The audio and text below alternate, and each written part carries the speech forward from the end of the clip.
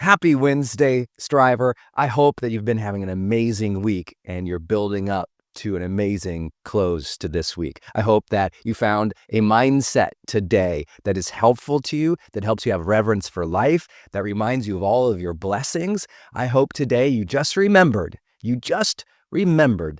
that you get to choose your focus.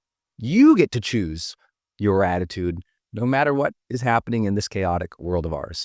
Today's topic is on a concept I just simply call narrowing.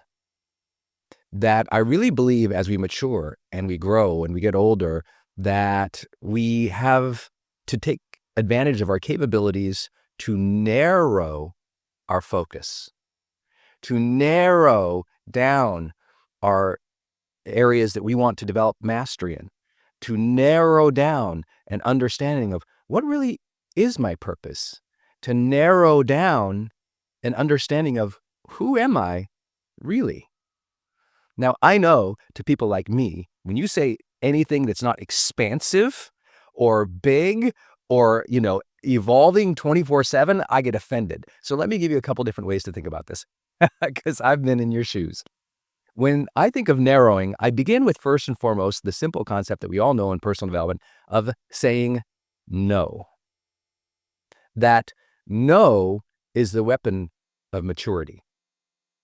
That no is your ability to discern what's important, what's meaningful, what should be on your plate, what shouldn't be.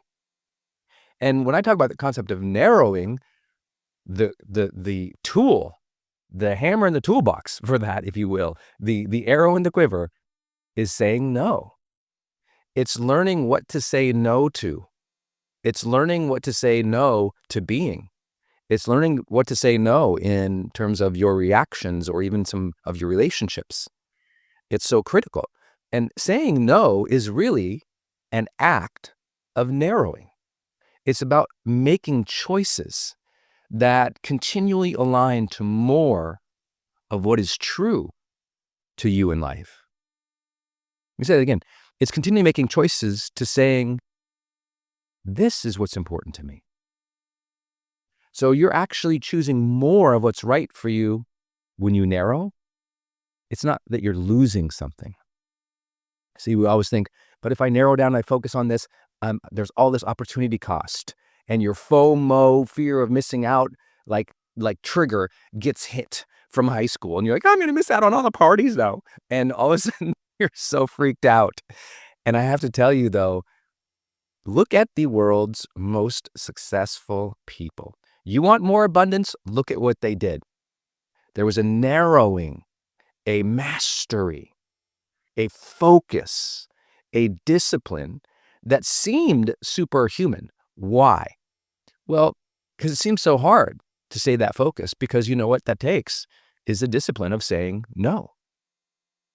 Using that arrow in your quiver to target the right things. Using that hammer to smash out the wrong things. See, saying no is an act of narrowing what's right.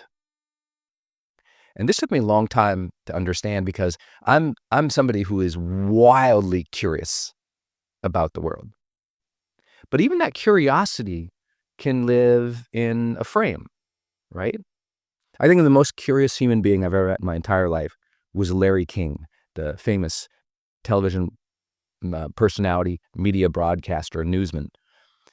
Larry was a great mentor to me and was so accepting and honoring and willing to do things with me. When I met him in his life, he just kind of opened up and just shared how to achieve excellence in what he did. And we did a lot of projects together. He was just an incredible kind of inspiration in my life. One of the most curious people I've ever met.